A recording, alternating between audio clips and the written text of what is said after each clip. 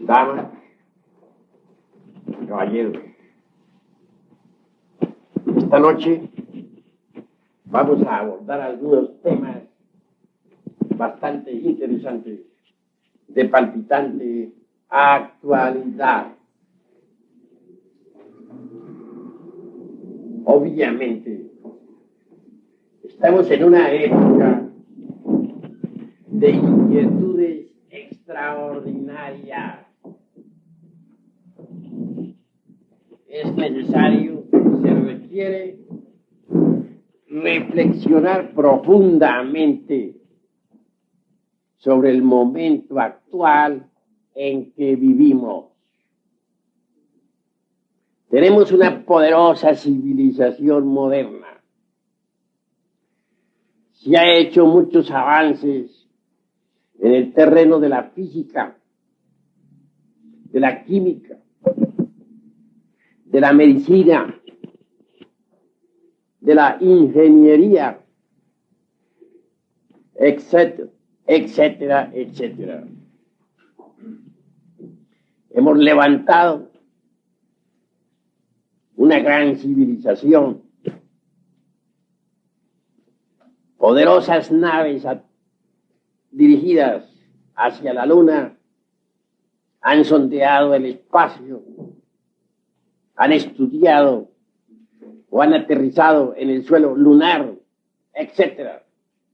También se han enviado naves a Venus, aunque no hayan sido tripuladas. Se proyectan excursiones a Marte. Se ha dicho que por el año 85 o algo más, Estados Unidos va a enviar un cohete atómico al planeta Marte tripulado. Aguardaremos resultados concretos sobre el particular. Todo esto en el fondo es fascinante, extraordinario. La televisión ha cumplido una gran misión. Gracias a la televisión pudimos perfectamente seguir las huellas de los cohetes que descendieron en la luna. Entonces, mucho se supo sobre la vida lunar. Se investigó bastante. Antes se pensaba que la luna era un pedazo de tierra proyectado al espacio. Las pruebas con el carbono 14 fueron definitivas. Se llegó a la conclusión lógica de que la luna es anterior a la Tierra. Es más antigua. Y esto de por sí resulta sensacional. Entonces, todos esos sabios que sostuvieron en el pasado la teoría de que la luna era un pedazo de tierra proyectado al espacio, se equivocaron lamentablemente. Repito, las pruebas con el carbono 14, el análisis riguroso de los guijarros lunares, nos indicaron que tales sabios que en el pasado sostuvieran la tesis de que la luna era un pedazo de tierra, resultó específicamente equivocado. Así pues, estamos en una época de grandes inquietudes científicas y nosotros debemos siquiera por un rato reflexionar profundamente sobre todas estas cosas. Ustedes están aquí porque tienen inquietudes. Yo también estoy aquí por las inquietudes que tengo. Ustedes han venido dispuestos a escucharme. Yo estoy dispuesto a platicarles. Entre ustedes y yo debe haber un intercambio de ideas. Nos hemos reunido precisamente para estudiar en conjunto muchas cosas, para analizar diversos asuntos importantes que a ustedes y a mí nos interesan. Quiero que entre todos nosotros analicemos estos temas de palpitante actualidad. Obviamente, luchamos por la conquista del espacio y esto lo estamos haciendo sinceramente. Nuestros científicos vuelan en alas de sus proyectos hacia un futuro en que el hombre ha de conquistar definitivamente a otros mundos. Pero no debemos en manera alguna dejarnos fascinar por tanta fenomenología. Conviene que con carácter propio investiguemos. Así nos evitaremos posiblemente muchos desengaños. Se ha hablado mucho en esta época, y eso lo saben ustedes, sobre la cuestión esa de naves cósmicas provenientes de otros mundos. Hay una especie de antimonia, de antítesis muy interesante entre cohetes disparados por tirios y troyanos a la Luna, o a Venus, o a Marte, etc. Y proyectos, y naves cósmicas provenientes de otros mundos. Existe cierto escepticismo que a nada conduce. Hay pues inquietudes de una y otra parte, conceptos antagónicos, opiniones encontradas. Todo esto vale la pena reflexionarlo. Cuando nosotros oímos hablar de platillos voladores, ponemos atención o sonreímos un poco escépticos. Pero hay algo de realidad en todo eso. A mí no me parece en modo alguno que nuestro planeta Tierra sea el único planeta habitado. Cuando uno estudia la panspermia de Arrhenius, descubre con asombro místico que los gérmenes de la vida provienen de otros mundos. Resulta interesante Arrhenius con sus teorías. Obviamente, en el fondo, todos vivimos de las estrellas. Nuestro mismísimo planeta Tierra es un mundo habitado. Un mundo que gira alrededor del Sol. Un planeta como cualquier otro del espacio infinito. La ley de las analogías filosóficas nos invita a pensar que si nuestro mundo Tierra está habitado, debe haber en el espacio infinito otros mundos también habitados. No creería yo jamás que los gérmenes de la vida universal fuesen patrimonio exclusivo del planeta Tierra. Me parece que el exclusivismo en este sentido resulta regresivo, reaccionario, retardatario.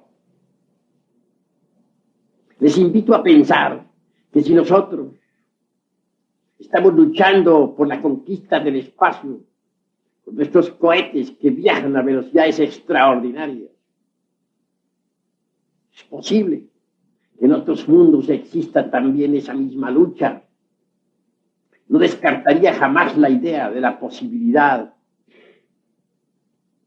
de gentes extraterrestres,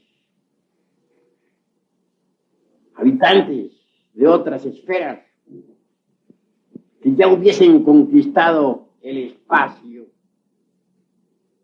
Creer que somos los únicos en un cosmos tan grandioso, compuesto por tantos y tantos millones de mundos,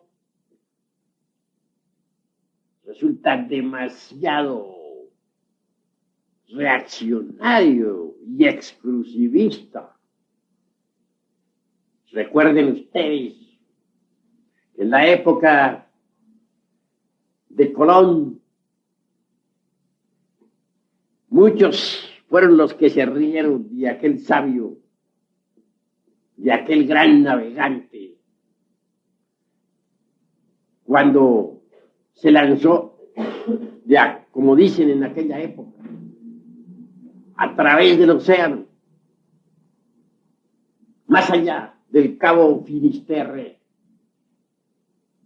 Entonces, en la época de Colón, se creía que la Tierra era plana, cuadrada. Nadie aceptaba la posibilidad de vida en Europa más allá del Cabo Finisterre, que significa fin de la Tierra.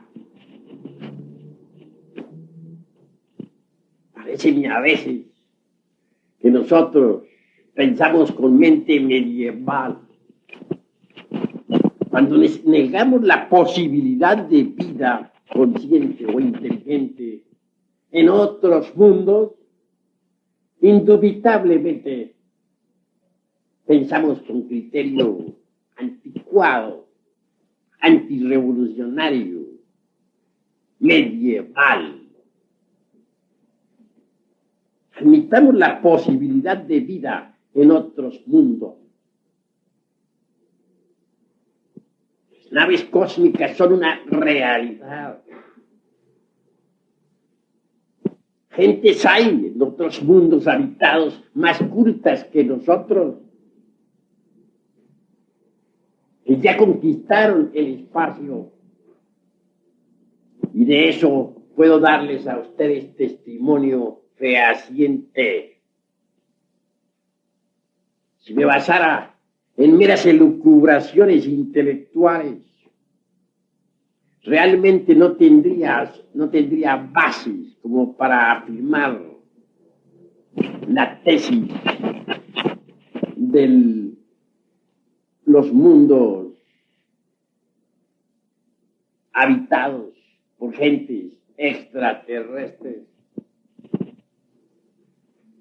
Si tú me basara únicamente en puras concepciones intelectivas o en la lógica formal o dialéctica para enfatizar la idea de la posibilidad de la existencia de los extraterrestres, no pasaría de ser un teórico más.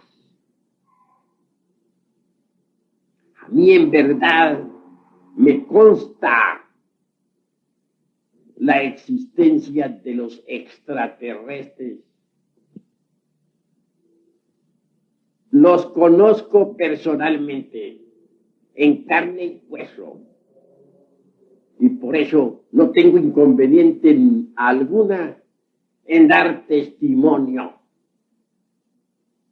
Si ustedes creen, está bien.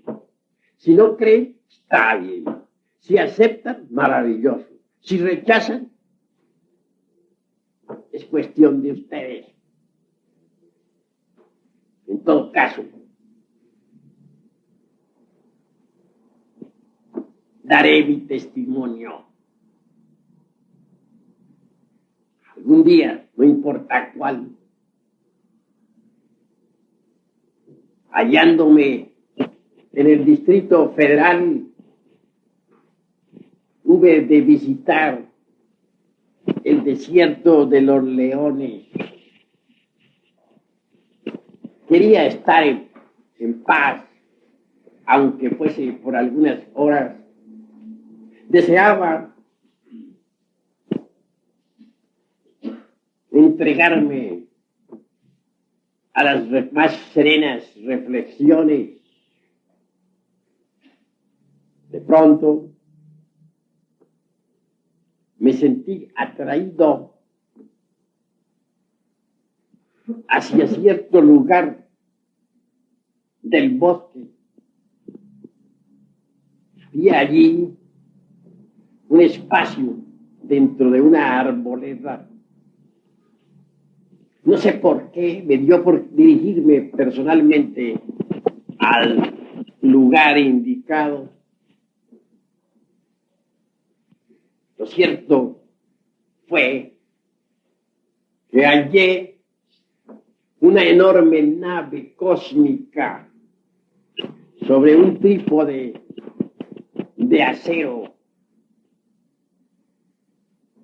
Obviamente, les confieso a ustedes en nombre de la verdad que me sentí completamente confundido, conmovido. Tal hallazgo me dejó absolutamente sorprendido.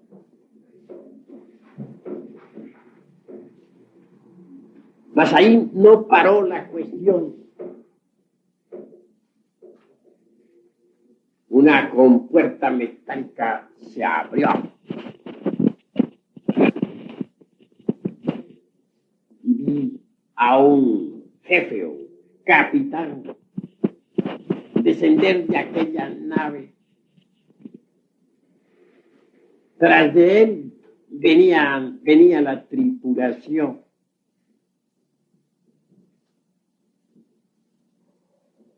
Naturalmente, me dirigí al jefe, al capitán. Le saludé y él me contestó en perfecto español el saludo. Buenos días, le dije. Respondió el capitán, buenos días.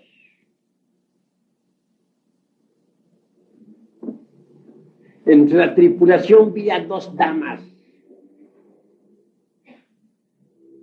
de edad avanzada.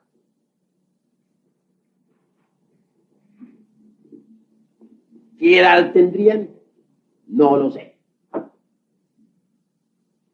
Incuestionablemente, ella tendría edades correspondientes a otros tiempos, no a nuestro tiempo terrenal.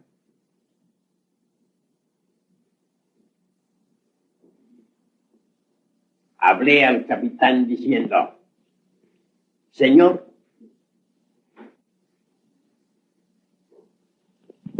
me gustaría conocer el planeta Marte.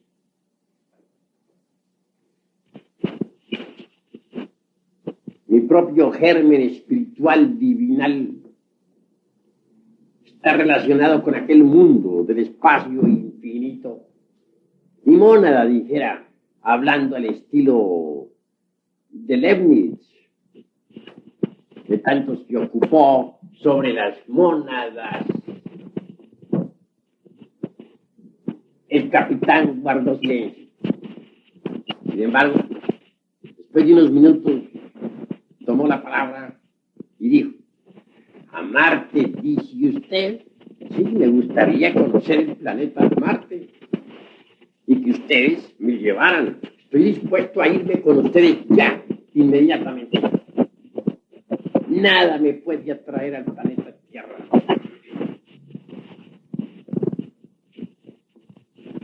Marte. Esto es allí, no, ese planeta queda allí nomás. Eso está muy cerca, me dijo. Pero al hablar así en esa forma, comprendí que mi petición o que mi pretensión había sido demasiado pobre. Yo creía haber pedido algo muy grande, pero para él mi petición había sido, en verdad, muy pobre. Por ciertas indicaciones intuitivas,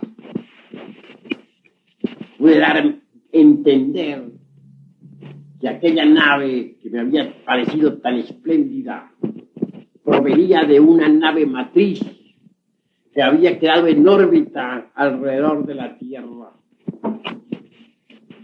El sistema solar nuestro, conocido con el nombre de Sistema Solar de Ors,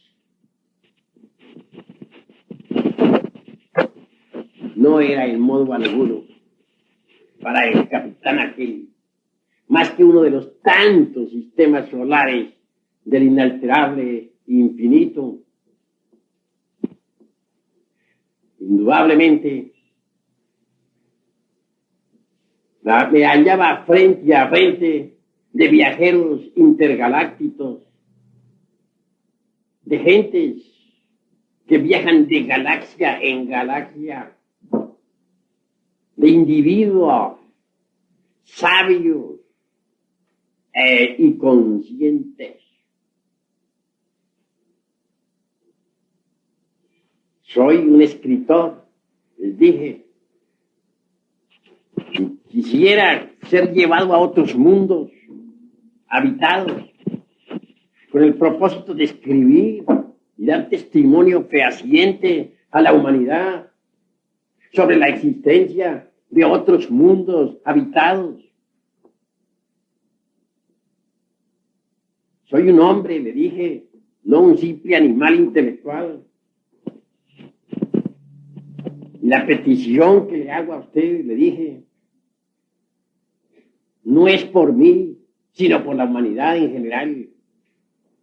Me gustaría en alguna forma cooperar con la cultura general del mundo en que vivo. Arguí muchos conceptos, pero aquel capitán guardaba silencio. Hasta me agarré al trípode aquel de acero con el propósito de no desprenderme de ahí más hasta que se resolviera meterme en su nave y me llevara. Mas todo fue inútil. Guardaba silencio. Examiné a aquel hombre y a toda la tripulación. Personajes de un color cobrizo, amplia frente, delgados de cuerpo, estatura de 1,20 m o 30 o 40 centímetros, jamás. El capitán tenía en su mano como una especie de algo metálico que francamente no entendí. La tripulación, al fin, se sentó en unos troncos de madera que hay en el bosque. Las damas eran dos, ancianas, venerables, y yo no podía hacer menos que observar tan extrañas criaturas, inteligentes, sabias, respetuosas. No vi en ellos la perversidad terrestre. Podía notar cuidadosamente el sentido de responsabilidad moral que tenían. Hablaban poco, porque tienen un concepto muy elevado sobre la palabra. Ellos no echan a volar la palabra como nosotros. Hablan poco y dicen mucho. Para ellos, la palabra es oro, oro en polvo. Solo la usan en casos muy indispensables. No les vi cara de asesinos como nosotros, los terrícolas. Tampoco les vi los planes maquiavélicos con que tanto se adornan ciertas películas. En estas extrañas criaturas solamente brillaba la sabiduría, el amor y el poder. Hombres, pero hombres de verdad, en el sentido más completo de la palabra. Ninguno de ellos quiso raptarme, al contrario, luché demasiado rogándoles que me llevaran. Estoy seguro que si se me hubiese concedido tal petición, en modo alguno habrían hecho de mí un conejo del laboratorio. Otra cosa somos nosotros los terrícolas. Si lográramos atrapar a un extraterrestre, seguro que va para el laboratorio. En cuanto a la nave, la confiscaremos. Y con ella, como patrón, podremos construir muchas para bombardear ciudades indefensas, para conquistar otros mundos a la fuerza y hacer diablura y media. Porque nosotros, los terrícolas, empezando por mí, somos en verdad terriblemente perversos. Esa es la cruda realidad de los hechos. En modo alguno he venido aquí a lavarme las manos delante de ustedes y a decirles que soy una mansa oveja. No. Todos nosotros estamos cortados con la misma tijera. Y los defectos que yo tengo los tienen ustedes y viceversa. Así pues, el testimonio que le doy sobre aquellas gentes es sincero, en verdad, sincero. No trato en modo alguno de deformar el testimonio, de deformar la verdad. Sentados al fin aquellos tripulantes en los troncos de madera que habían en tal lugar, una de las damas se puso de pie y en nombre de toda la tripulación habló. Dijo: si colocamos nosotros una planta que no es aromática junto a otra que sí lo es, la que no es aromática se impregnará con el aroma de la que sí es aromática. Luego prosiguió: lo mismo sucede en los mundos habitados, mundos que en el pasado andaban mal, con humanidades perversas. Poco a poco se fueron transformando con el aroma, con la vibración de los mundos vecinos. Mas nosotros, como usted ve, acabamos de llegar aquí a este planeta Tierra y no vemos que sucede lo mismo. ¿Qué es lo que pasa en este planeta? Bueno, la pregunta que me hicieron fue tremenda. Yo debía dar una respuesta de alta calidad.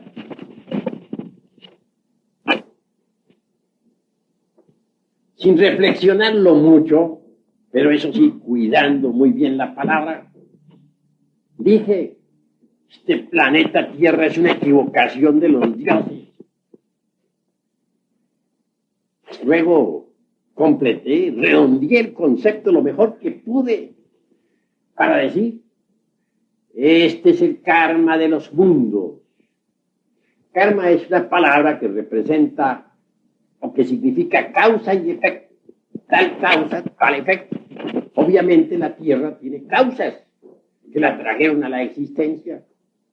Y posiblemente, dije, esas causas pues están más o menos equivocadas. Los efectos tienen que ser equivocados. Al decir así, ese es el karma de los mundos. Con gran asombro vi que la anciana que me hablara asintió inclinando su cabeza con una venia respetuosa. No dijo nada, sino sencillamente asintió. La otra dama lo mismo, hizo una venia respetuosa. Y todos los de la tripulación, en genuflexión moderada, asintieron. Bueno, me llené de ánimo, porque pensé que me iban a jalar las orejas. Dar una respuesta a gentes que viajan de galaxia en galaxia. Un pobre diablo como yo. Será terrible, pero funcionó mi respuesta. Y eso me alegró. Claro, resolví sacar el mejor partido de aquel asentimiento. Dije, bueno, este es mi momento. Volví a reiterar mi petición de ser llevado a otro planeta del espacio infinito para dar testimonio a las gentes sobre la realidad de los mundos habitados. Soy escritor, les dije, no es por mí, es por la humanidad. Llévenme. De nada valieron los ruegos. El silencio era terrible. Al fin el capitán pronunció una frase, nada más que una, porque habla poco y dice mucho y nunca empeñan la palabra si no la han de cumplir. No es como nosotros que decimos a un amigo, mañana nos encontramos a las 9 de la mañana en el café tal para que platiquemos sobre tal negocio. Y el amigo no llega. Y si llega, se presenta por allá a las 10, a las 11, o a las 12. No, ellos dicen, mañana, ni un minuto antes, ni un minuto después, están presentes. Gente que habla poco y dice mucho. Parecería como si estos personajes fuesen verdaderamente dioses con cuerpos de hombre. Me daba esa impresión platicar con ellos. Logré una respuesta, no se las niego. Pero que me dejó satisfecho. En el camino, dijo el capitán, iremos viendo. No fue más lo que me dijo, pero para mí fue definitivo. Si un terrícola me lo hubiera dicho, sencillamente habría quedado triste. Habría considerado esa palabra como una escapatoria, como una evasiva. Cuando uno solicita, por ejemplo, un empleo y le dicen, lo tendremos en cuenta para cuando haya una vacante, es como para salir corriendo a 500 kilómetros por hora. Podemos estar seguros de que hemos fracasado en la solicitud. Pero estaba hablando con extraterrestres.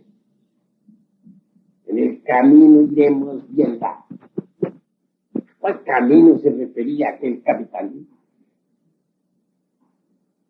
El camino esotérico, iniciático, a una senda que yo estoy siguiendo y que muchos están siguiendo. A la senda que conduce al superhombre. A la senda angosta, estrecha y difícil de la cual habla el Cristo. A ese camino misterioso que recorrieron un Dante, un Hermes Trismegisto o un Jesús de Nazaret. Yo sigo ese camino. Por lo tanto, las palabras de aquel capitán me llenaron de ánimo. Luego me dio la mano, su diestra. Subió a la nave por una escalerilla. Le siguieron los de la tripulación. Comprendí que debía retirarme. Y así lo hice. No quería en modo alguno que mi cuerpo físico se desintegrase instantáneamente con la fuerza de aquella nave. Y me retiré. Sí, a cierta distancia. Pude observar través de los árboles. El momento en que aquella nave despegara, giró vertiginosamente, subió lentamente hasta cierto punto y luego se precipitó en el espacio infinito, sin hacer ruido alguno. Les aseguro a ustedes que estoy dando un testimonio sobre gentes que ya conquistaron el espacio, sobre los extraterrestres. He venido aquí a decirles a ustedes la verdad y nada más que la verdad. No he venido a darles testimonios falsos, porque por eso no ganaría yo nada, ni tampoco ustedes ganarían nada. Me engañaría a mí mismo y cometería el crimen absurdo de engañar a mis semejantes. No, les estoy dando un testimonio de la verdad, de lo que me consta sobre los extraterrestres. ¿Ustedes creen? Maravilloso. Si no creen, no me importa. Si se ríen, allá ustedes. En todo caso, el que ríe de lo que desconoce, dice Víctor Hugo en una de sus obras, está en el camino de ser idiota. Yo doy el testimonio. Ustedes sabrán. Hay otras gentes que ya conquistaron el espacio, pero no son terrícolas. Son gentes que vienen de otros mundos, densamente poblados. Sí he podido comprender que estos que conquistaron el espacio infinito son gentes que no tienen vicios, no beben, no fuman, no fornican, no adulteran, no roban, no matan. Son perfectos en el sentido más completo de la palabra. Me digo a mí mismo y les digo a ustedes y pienso en voz alta. Nosotros los terrícolas, ¿tendremos acaso tales méritos? ¿Seremos dignos de conquistar el espacio infinito? Y si lo lográramos, ¿cuál sería nuestra conducta en otros mundos habitados? ¿Estamos seguros de que no iríamos a convertir a las gentes de otros planetas en esclavos nuestros? ¿Estamos seguros de que no iríamos a beber allá, a fumar, a adulterar, etcétera? Somos tan perfectos que merecemos conquistar ya el espacio infinito.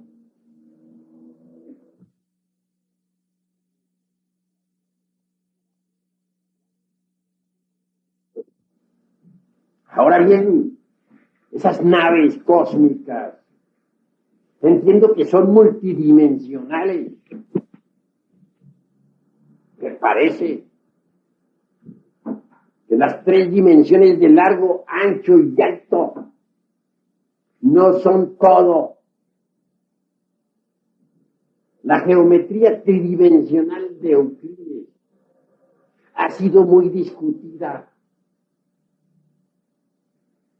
Esta mesa, por ejemplo, tiene largura, anchura y altura. Tiene 3 dimensiones. Pues tiene que haber una cuarta vertical en esta mesa. ¿Cuál será? Yo digo que el tiempo. ¿Cuánto tiempo hace que fue fabricada? He ahí la cuarta vertical. Existe indubitablemente también una quinta coordenada. Entiendo que es la eternidad. Más allá de la quinta dimensión, tiene que existir una sexta que no es ni el tiempo, ni tampoco el mundo tridimensional. La quinta coordenada será la eternidad, la cuarta el tiempo. ¿Y la sexta cuál será? ¿Y cuál la séptima? La sexta está más allá de la eternidad y del tiempo, y en cuanto a la séptima, es la dimensión cero desconocida. Espíritu puro, dijéramos. Indubitablemente, Tiene que haber 7 dimensiones básicas, fundamentales. Mientras tengamos nosotros el dogma tridimensional de Euclides, permaneceremos en estado regresivo retardatario. Hoy por hoy la física moderna está retardada, es regresiva, es retardataria, anticuada, porque se basa exclusivamente en las 3 dimensiones básicas fundamentales del dogma tridimensional de Euclides. Las naves extraterrestres están basadas en una geometría diferente. Yo digo que hay que crear una geometría tetradimensional. Y esto sería posible si investigáramos más a fondo el átomo. Obviamente es en el átomo donde está trazada la cuarta vertical. El día que podamos trazar la cuarta vertical en el papel, podremos también entonces crear una geometría tetradimensional. Con una geometría así podríamos fabricar naves de 4 dimensiones. Naves capaces de viajar en el tiempo, ya hacia el remoto pasado, ya hacia el remoto futuro. Con naves así podríamos conquistar el espacio infinito. Mas nosotros todavía no podemos crear ese tipo de naves. Para viajar a Marte nos echaremos 2 años en un cohete atómico. Según pude entender de las afirmaciones de aquellos extraterrestres que conocí en el desierto de los leones, en cuestión de minutos ellos están en Marte. Para ellos Marte es allí nomás, como quien dice en la tienda de la esquina. Y es que ellos meten sus naves dentro de la cuarta vertical.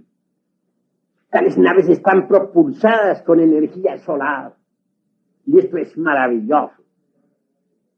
Nosotros necesitamos enviar cohetes equipados con combustible líquido.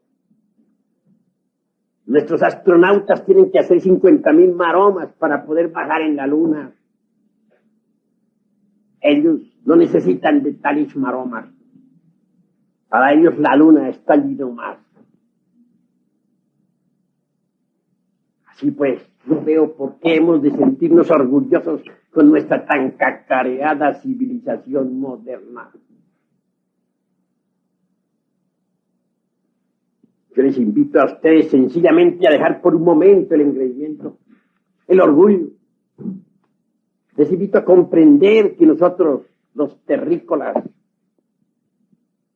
somos apenas embriones y que nuestra tan cacareada civilización moderna no vale realmente la pena.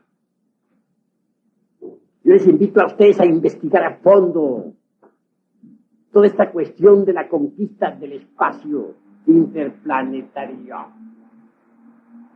Hay necesidad de analizar, hay necesidad de estudiar, hay necesidad de comprender. Si queremos la conquista del espacio infinito, debemos empezar por estudiarnos a sí mismos. Porque las leyes del cosmos están dentro de nosotros mismos, aquí y ahora.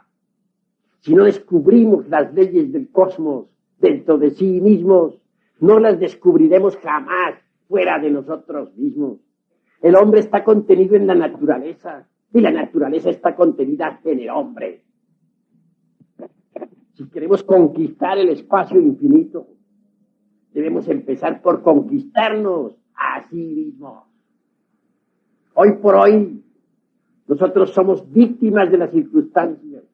No hemos aprendido a manejar las diversas circunstancias de la vida. Aún no sabemos determinar circunstancias.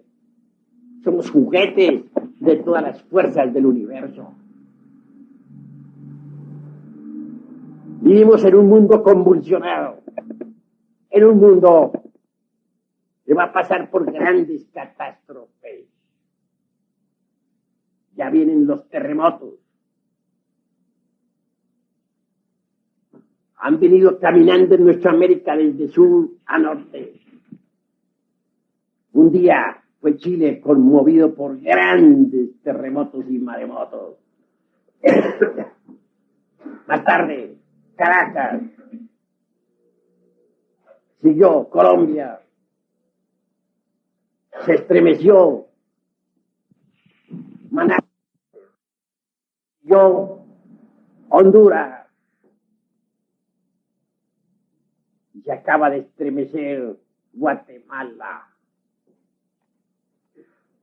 Pues extraño que dentro de poco todas nuestras ciudades de México se estremezcan con los terremotos.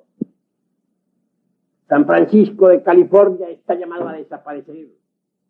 Hay una falla al pie de la península de California que ya está estudiada, una grieta profunda, y comienza a desborotarse poco a poco la California. Obviamente California se hundirá entre el fondo del Pacífico. Vivimos, pues, en un mundo que está amenazado por grandes convulsiones y merece que nosotros reflexionemos un poco sobre el estado psicológico en que nos encontramos, sobre nuestra civilización, etc. El fondo de los océanos Atlántico y Pacífico está lleno de profundas grietas. En el Pacífico, sobre todo, hay algunas grietas que son tan profundas que ya ponen en contacto el fuego con el agua. El agua del océano penetra dentro del interior de la Tierra, en aquellas zonas donde está el fuego líquido, y se están formando presiones y vapores que aumentan de instante en instante. Estas presiones y vapores están originando los terremotos en grande escala. Y se van a convencer ustedes, distinguidos caballeros y damas, de que antes de poco no habrá un solo lugar en el planeta Tierra donde uno pueda estar seguro. Terremotos y maremotos tienen que intensificarse debido a las presiones y vapores subterráneos. Los cielos del Polo Norte se están derritiendo. Ya se encuentran enormes icebergs cerca del Ecuador. En el Polo Sur se están produciendo aguas calientes salidas de algunos cráteres. Esas corrientes de agua caliente penetran hasta ciertos lugares cerca de Guinea. Hay cambios dentro del mundo Tierra. Si las presiones y vapores continúan, un día explotará la corteza terrestre. No hay duda de que hoy por hoy cualquier acontecimiento cósmico, la llegada de algún mundo gigantesco, es suficiente como para que se produzca tal explosión. Nosotros estamos sentados sobre un barril de pólvora y no nos damos cuenta. La Tierra toda se está preparando para cambios geológicos formidables. La naturaleza está actualmente pasando por procesos difíciles. Está en una gran agonía. El fuego del interior de la Tierra se halla en desasosiego. Pero nosotros sobre la epidermis de este mundo nos creemos muy seguros. Levantamos poderosos edificios como si nunca se fueran al suelo. Creamos poderosas naves, como si estas nos permitieran a nosotros huir a otros planetas en un instante dado. Nos sentimos amos del universo y cualquier dolor de estómago es suficiente como para irnos a la cama. Somos débiles, pero nos creemos invencibles. Parece que debemos reflexionar sobre lo que somos, sobre lo que está sucediendo, sobre lo que pasa. En este siglo han habido dos guerras espantosas, la de 1914 a 1918 y la de 1939 a 1945. Habrá una tercera y será atómica. Entonces existirá un gran holocausto nuclear.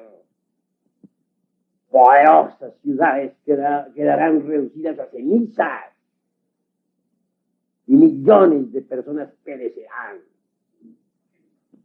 Lo más grave de todo esto es que el abuso de la física atómica nos llevará al desastre. Un día llegará en que vendrá la descomposición del átomo en cadenas. Y entonces los científicos no podrán controlar la energía atómica. No hay duda de que la contaminación radioactiva será espantosa. Las nubes cargadas de radioactividad, por ejemplo, al descargarse sobre los cultivos, también los contaminarán. Así pues, en la Tercera Guerra Mundial ya no habrá que comer, porque la radioactividad habrá impregnado completamente las cosechas y los alimentos contaminados no servirán para nuestra alimentación.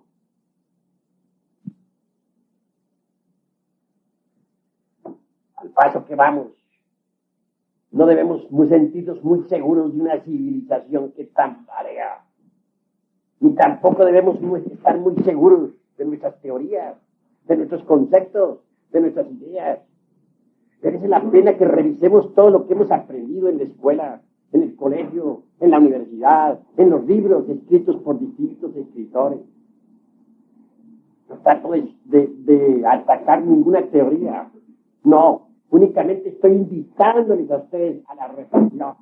Nada más. Ese es el objeto de esta plática. Hay una ley que se conoce como ley de la entropía universal. Si nosotros colocamos dos marmitas llenas de agua, una conteniendo agua caliente y otra conteniendo agua fría, si las colocamos juntas, tenemos un desorden involutivo.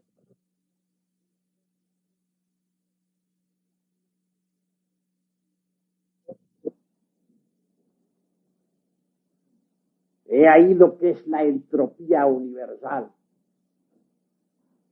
Si las gentes no trabajan sobre sí mismas, si no procuran pasar por una especie de revolución psicológica, si no modifican sus costumbres, su manera de vivir y de ser, marcharán de acuerdo con la ley de la entropía, involucionarán en el tiempo. Y un día no habrá diferencia entre persona y persona. Todos seremos terriblemente perversos. En cuanto al planeta Tierra, no podemos negar que está metido dentro de la ley de la entropía. La atmósfera se halla completamente contaminada. Los mares se han convertido en enormes basureros. Muchas especies marítimas están desapareciendo. En los ríos han muerto los peces. Es difícil ya encontrar un río que no esté contaminado. Los frutos de la tierra han sido adulterados con tantos y tantos injertos. Es difícil ya comerse una manzana legítima. Ahora tiene uno que comer perones. Todo esto ha alterado el orden del universo, el orden de la naturaleza. Hay tierras que ya no producen. Actualmente el mundo tiene 4.500 millones de personas. No alcanza a los alimentos para sostener a tanta gente. En próximos años serán millones las personas que morirán de hambre. que actualmente es mucha la gente que está pereciendo. Pues la Tierra toda está marchando de acuerdo con la ley de la entropía universal. Tierras que antes eran cultivables, que daban frutos en abundancia para sostener a todo el mundo, ahora son estériles. Los experimentos hechos con la energía atómica, los abonos químicos, han echado a perder las tierras. Todo marcha en forma involutiva. La Tierra misma en este momento está agonizando. Y lo más grave es que está agonizando y nosotros no nos damos cuenta de que está agonizando. Obviamente, si una persona está agonizando, ya sabemos lo que le aguarda. Similarmente, si nuestro planeta está agonizando, debemos entender lo que le aguarda. Un día quedaría igualada la Tierra en todas partes, convertida en un Sahara, o en otros términos, convertida en una luna más del espacio infinito. Más, la sabiduría del demiurgo, creador del universo, es grande. No está de más decirles a ustedes en forma enfática que solo mediante el sacrificio es posible la transformación. Si, por ejemplo, no sacrificáramos el combustible de la locomotora, no habría fuerza motriz para mover el tren. Similarmente diremos que mediante el gran sacrificio es posible también la transformación del mundo. Sabemos demasiado que los ejes de la Tierra se están verticalizando. No está lejano el día en que los polos se convertirán en Ecuador. No está lejano el día en que el Ecuador se convertirá en polo. Cuando esto sea, los mares cambiarán de lecho y se tragarán el planeta entero. No hay duda de que vendrá un gran caos.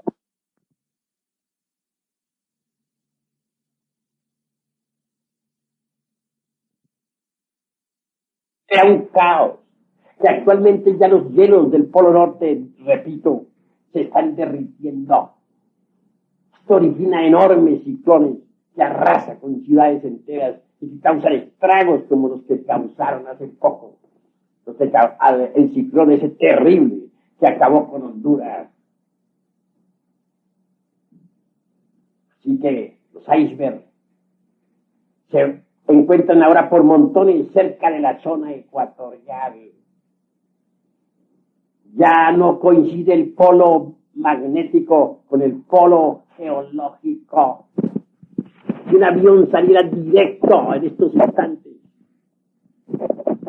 hacia el polo norte, guiado por la brújula, y si luego descendiera exactamente sobre el polo, hallarían los pilotos con asombro que allí no está el polo geológico. El polo geológico está desviado, se dirige hacia el Ecuador. De manera que el polo magnético y el geológico ya no coinciden.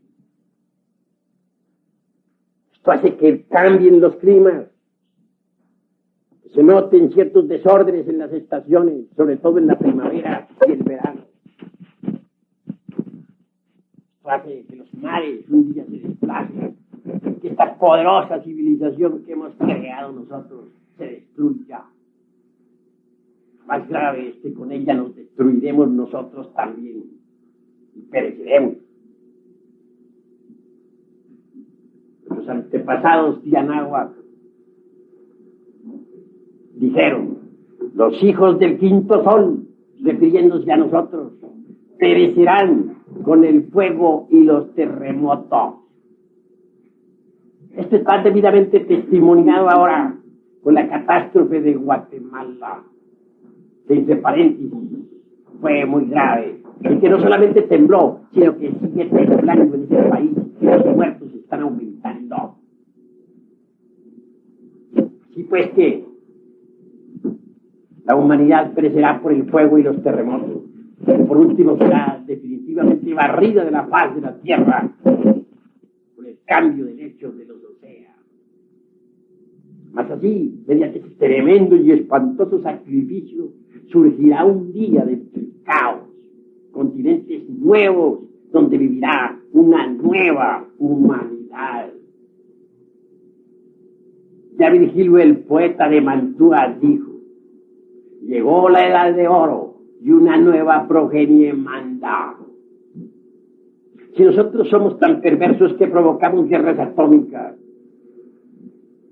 habrá un día en que vivirá sobre la faz de la tierra una humanidad pacífica, una humanidad llena de amor, una humanidad inocente y pura, una humanidad bella y sabia. Parece que este planeta ha salido de entre la conciencia de eso que se llama Dios, de lo inefable. Si se nos ha dado si hasta ahora hemos marchado por el camino de la perversidad, tendremos que perecer. Pero habrán cielos nuevos y tierras nuevas, como dijo Pedro en su epístola a los romanos, y en ellos vivirá una humanidad nueva. Haciendo reconsideraciones sobre todos estos principios, bien vale la pena que luchemos nosotros por una transformación radical. Bien vale la pena que establezcamos dentro de nosotros un nuevo orden. No nos conocemos a sí mismos, necesitamos conocernos. Dentro de nosotros hay maravillas que desconocemos. Alguien me decía el otro día: yo sí me conozco a sí mismo, Señor. Me alegra, le respondí, que usted se conozca a sí mismo. Pero contésteme usted la siguiente pregunta: ¿cuántos átomos tiene un solo pelo de su bigote? Al hacerle esta pregunta, guardó silencio. Dijo eso, y por último exclamó: eso sí no lo sé. Le dije: si usted no conoce ni siquiera cuántos átomos hay en un pelo de su bigote, ¿cómo es que se atreve a decir con gran énfasis que se conoce a sí mismo en forma íntegra, unitotal? El hombre quedó confundido. Dentro de nosotros hay algo más que cuerpo físico. Existe una psicología revolucionaria que hay que estudiar. El cuerpo físico no es todo. Ustedes se sienten atraídos hacia lo físico. Las gentes admiten que tienen un cuerpo de carne y hueso porque lo pueden tocar, porque lo pueden palpar. Pero difícilmente aceptan que tienen una psicología, porque esto sí no lo pueden palpar físicamente. Cuando alguien admite que tiene su propia idiosincrasia psicológica particular, individual, de hecho comienza a autoobservarse. Obviamente, cuando alguien se autoobserva, comienza a ser diferente a los demás, da las posibilidades de cambiar. Dentro de toda esta humanidad habrá de ser salvado un núcleo de gentes que cambien, de gentes que logren por anticipación un cambio psicológico. Tales gentes serán asistidas y llevadas a cierto lugar del Pacífico. Desde allí podrán contemplar el duelo del agua y del fuego durante siglos. Y al fin, cuando surjan tierras nuevas del fondo de los mares, esas gentes que hayan cambiado, y al fin, cuando surjan tierras nuevas del fondo de los mares, esas gentes que hayan cambiado podrán vivir en paz, convertirse en el núcleo de una futura humanidad. Pero necesitamos cambiar, y no podríamos cambiar si no nos auto-observamos psicológicamente. Por eso dije que cuando alguien comienza a auto-observarse psicológicamente, da esperanzas de cambiar, se vuelve una persona diferente. Necesitamos auto-observarnos en el pensar, en el sentir y en el obrar. Parece que no es delito la auto-observación psicológica. Me parece que no es delito intentar un cambio psicológico. Dentro de nosotros mismos, dentro de nuestra persona, existen los factores de la discordia que producen guerras en el mundo. Mucho se habla sobre la paz en estos tiempos. Mussolini decía, la paz es un ramo de olivo que pende del filo de 11 millones de bayonetas. Vean ustedes esa clase de palabras, de conceptos. ¿Y en qué quedó el dulce Mussolini? Allá lo colgaron de una gasolinera y le aplicaron la famosa pena esa de la vendetta italiana. Le dieron de puños y de patadas. Por último cayó el cadáver al suelo. Alguien, por ahí un ciudadano bastante sádico, mirando el cadáver del Duce entre el lodo, exclamó: el Duce se ha vuelto un cerdo. Así que la paz no es cuestión de propagandas, ni de apaciguamientos, ni de ONU, ni de ejércitos pro paz, etcétera. Recuerden ustedes que la ONU ha enviado también ejércitos que han ido a pelear por la paz. ¿Creen ustedes que pelear por la paz es paz? Ustedes mismos son testigos de que la ONU dispone de ejércitos y que estos han atacado a otras fuerzas, que han bombardeado, que han empuñado el fusil. ¿Creen ustedes que así se trabaja por la paz? En el mundo habrán guerras, mientras dentro de nosotros existan los factores que producen guerra. El temor es uno de los principales motivos del armamento mundial. Si un hombre le teme a otro hombre, se arma, carga pistola al cinto. ¿Por qué? Porque le teme. Si no le temiera, no se armaría. Si una nación se arma hasta los dientes, se adquiere bombas atómicas, cañones ultramodernos, etc., es porque teme que la invadan. Teme que otra nación le ataque. El miedo hace cometer muchas injusticias. Un hombre mata a otro por miedo. El miedo a la vida hace que muchos se metan de ladrones. El miedo a perecer de hambre hace que muchas mujeres se prostituyan.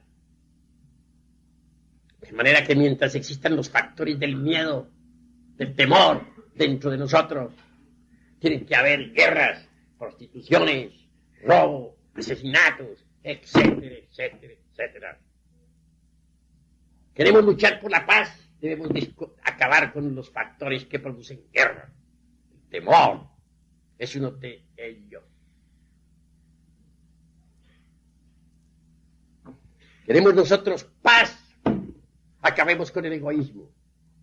Cada uno de nosotros dice, primero yo, segundo yo y tercero yo.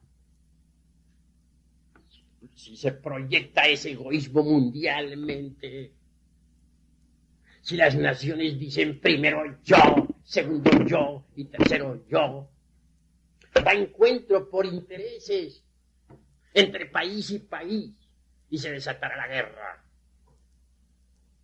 Así pues, la paz no es cuestión de apaciguamientos, ni de propaganda, ni de ejércitos de paz, ni de ONU, ni de UNESCO, ni de OEA. Mientras dentro de nosotros existan los factores que producen guerras en el mundo, habrá guerras. La paz es una sustancia atómica inefable, que está más allá del bien y del mal, y que viene del espacio abstracto, absoluto. Es necesario que nosotros nos autoexploremos en momentos de crisis mundial y de bancarrota de todos los principios.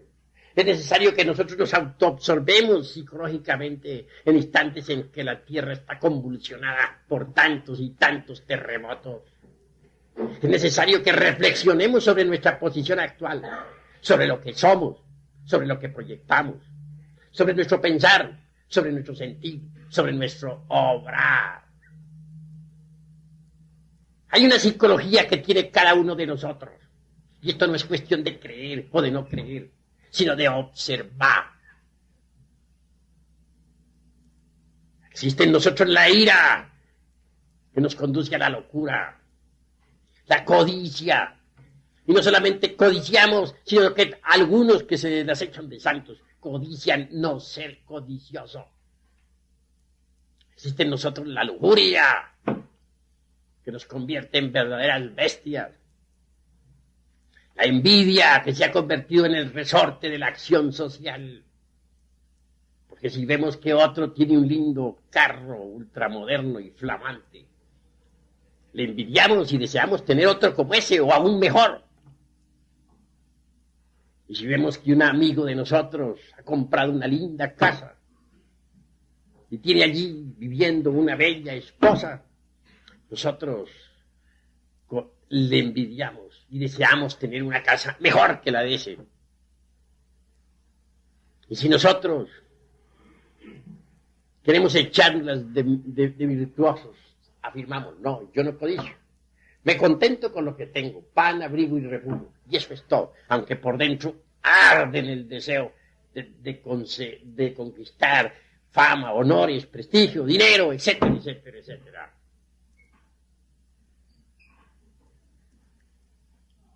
Orgullo nos está corroyendo el corazón. Cada uno de nosotros tiene su orgullo particular, individual. Nos queremos demasiado a sí mismos. Y eso es gravísimo. Perezosos, pues hay muchos. Glotones, por montones. Pero nosotros no somos perezosos ni glotones. Somos muy santitos. La cruda realidad de los hechos es que dentro de sí mismos tenemos valores negativos que nos conducen al fracaso. Y esto en instante de crisis mundial y de bancarrota de todos los principios, en momentos precisos en que se acerca la tercera guerra mundial. Yo digo que cada uno de los defectos psicológicos que tenemos en nuestro interior es como un demonio o como una entidad tenebrosa. Cuando uno lee los 4 evangelios, encuentra un versículo donde se afirma en forma enfática que el gran Cabir Jesús de Nazaret, el Cristo, arrojó del cuerpo de la Magdalena 7 demonios. He ahí los 7 pecados capitales. Si se multiplicasen por otros 7 y otros tantos miles de 7 más, entonces lo que el gran Cabir arrojó del cuerpo de la Magdalena fue legión. Virgilio, el poeta de Mantua, dijo: aunque tuviésemos 1000 lenguas para hablar y paladar de acero, no alcanzaríamos a enumerar todos nuestros defectos cabalmente. Así pues, el evangelio crístico tiene razón cuando afirma que cada uno de nosotros es legión. Si afirmásemos en forma clara y precisa que el yo no es algo individual, sino que constituye una pluralidad, no estaríamos exagerando la cuestión. Dentro de cada persona existe un yo pluralizado. El yo envidio, el yo amo, el yo odio, el yo tengo rencor, el yo tengo lujuria, el yo tengo egoísmo, etcétera, etcétera, etcétera. Toda esta multiplicidad de yoes existen dentro de nosotros mismos, aquí y ahora. Estamos hablando en el terreno psicológico revolucionario. Estamos afirmando que dentro de nosotros existen múltiples entidades psicológicas. Y esto está debidamente patentizado, está debidamente documentado por las contradicciones que tenemos en nuestra propia mente.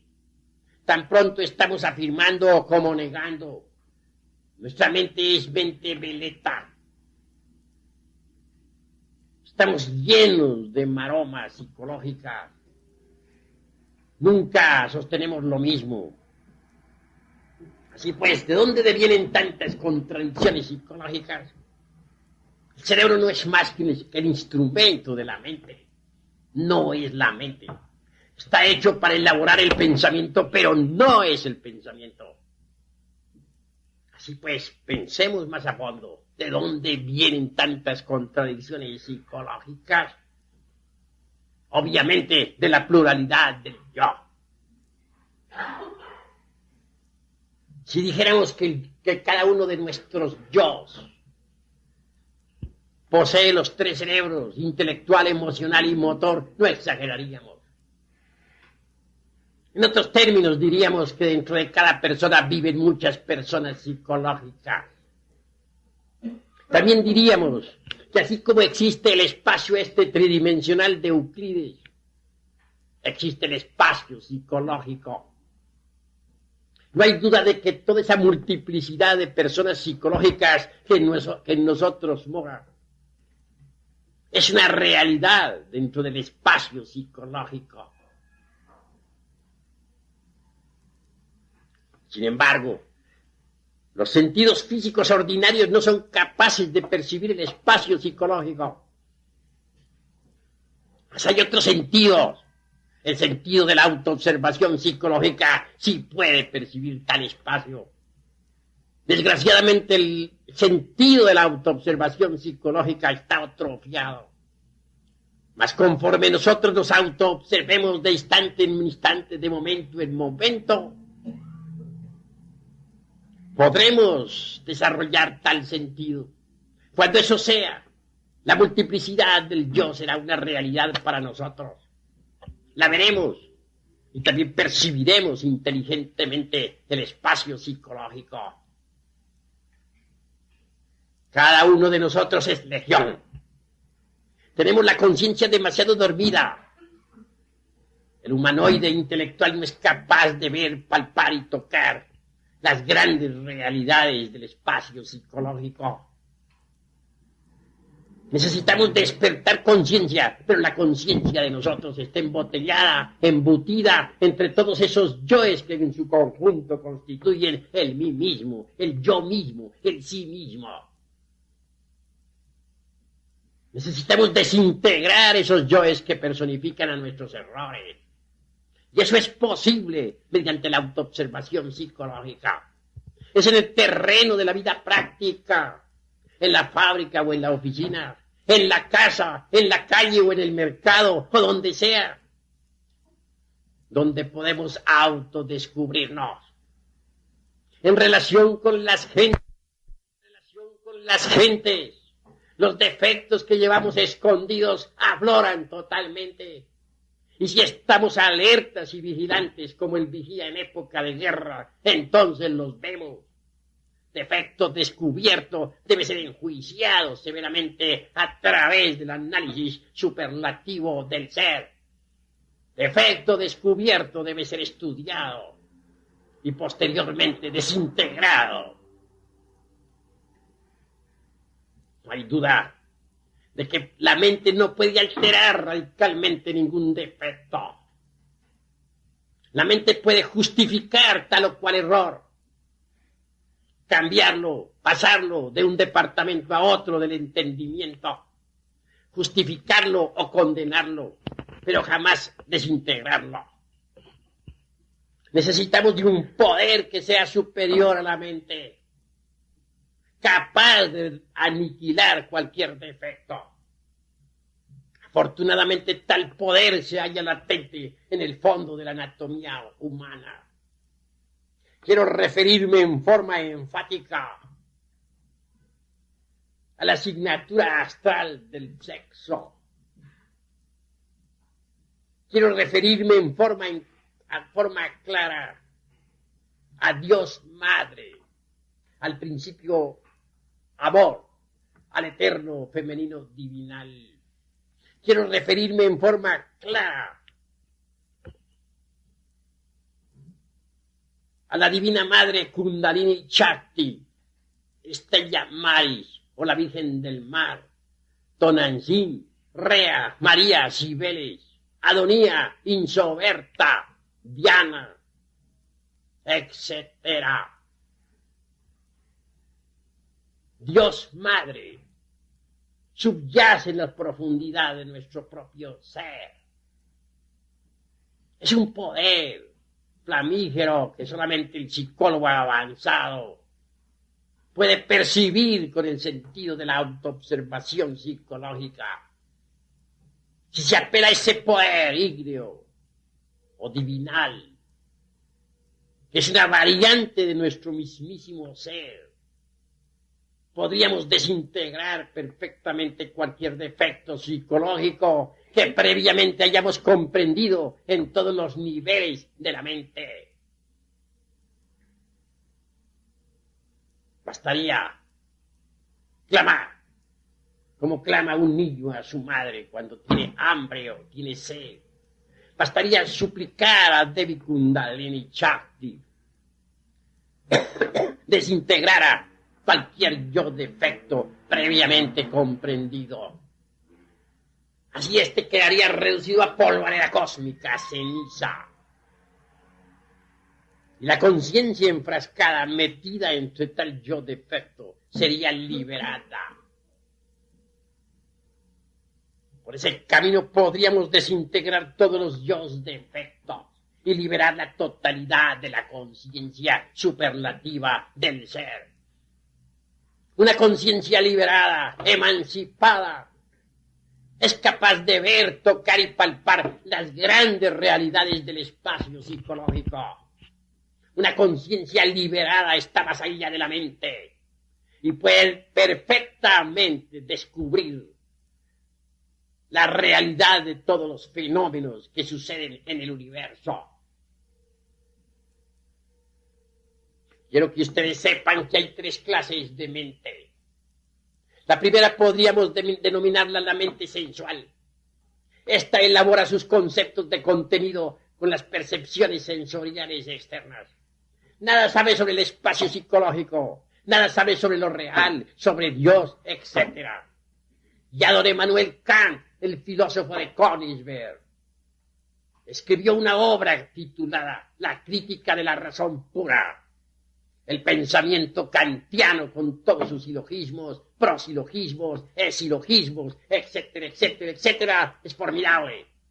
Don Emmanuel, con la crítica de la razón pura, demostró al mundo que la mente sensual nada puede saber sobre lo real, sobre la verdad, sobre Dios, etcétera. Elabora exclusivamente sus conceptos de contenido con las percepciones sensoriales externas. Y por lo tanto, sobre la verdad no puede saber nada. Hay una segunda mente. Quiero referirme a la mente intermedia. Allí están depositados todos los dogmas, las creencias religiosas, etc. Cada cual es muy libre de creer lo que quiera. Nosotros, los gnósticos, en modo alguno nos pronunciaríamos contra las creencias ajenas.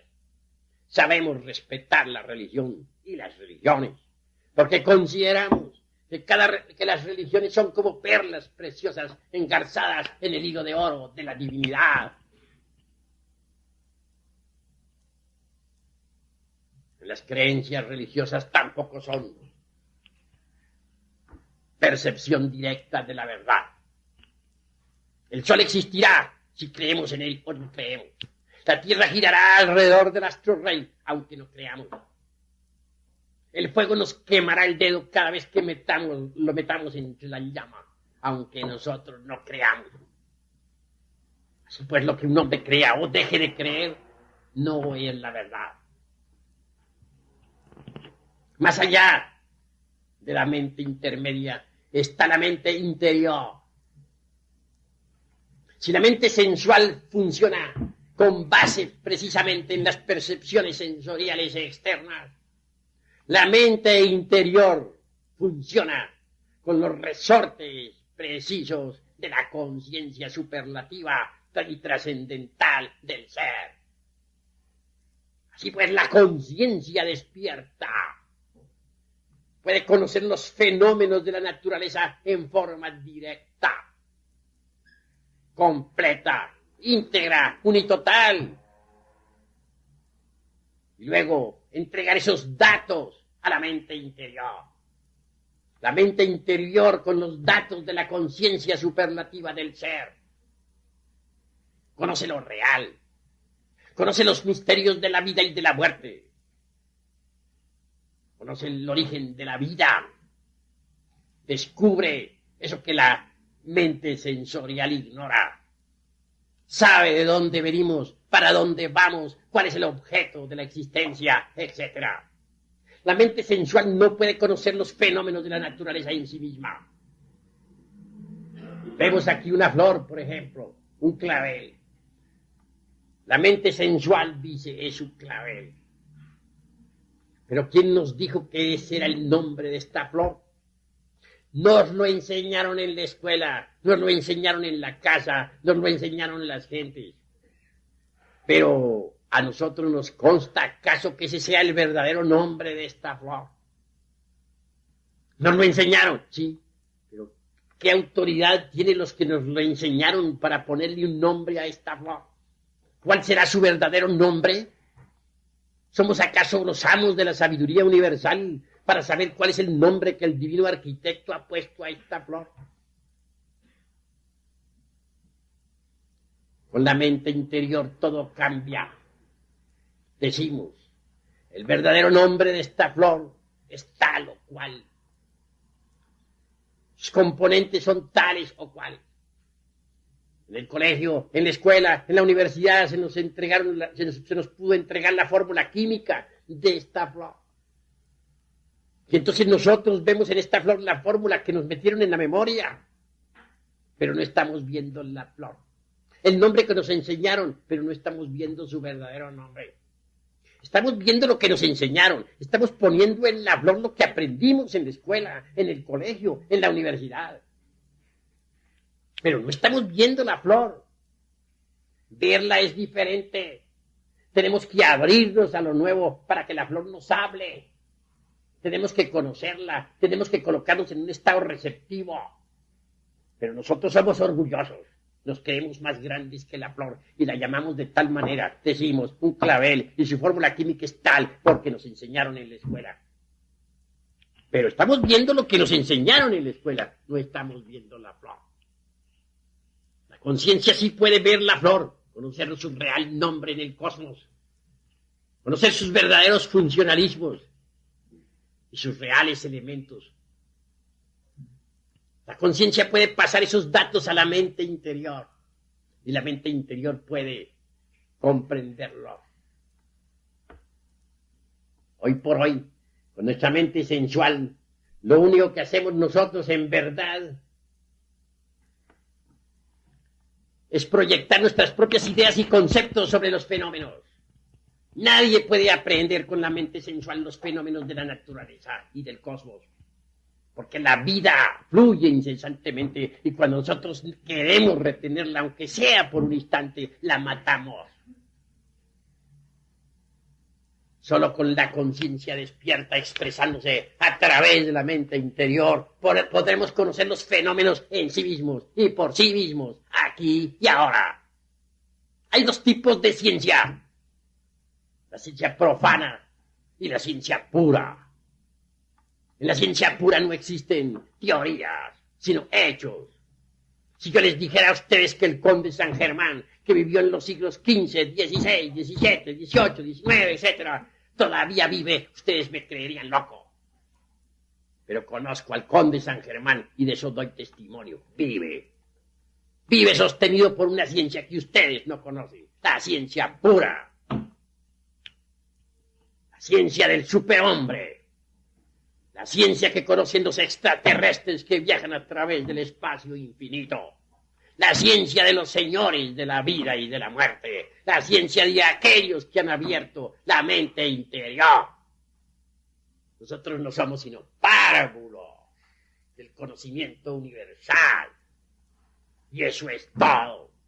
Mas podemos despertar conciencia destruyendo los elementos indeseables que llevamos dentro y transformarnos radicalmente para convertirnos en verdaderos superhombres en el sentido más completo de la palabra. Ahora, en estos instantes de crisis mundial y de bancarrota de todos los principios, en estos momentos de terremotos y de maremotos, bien vale la pena que nos exploremos a sí mismos. Bien vale la pena que intentemos un cambio psicológico, una transformación radical. Bien vale la pena que nos levantemos en armas contra todos los conocimientos anticuados, extemporáneos. Bien vale la pena que nos convirtamos en verdaderos revolucionarios de la psicología, en verdaderos rebeldes de la inteligencia, en hombres capaces de iniciar una nueva civilización y una nueva cultura.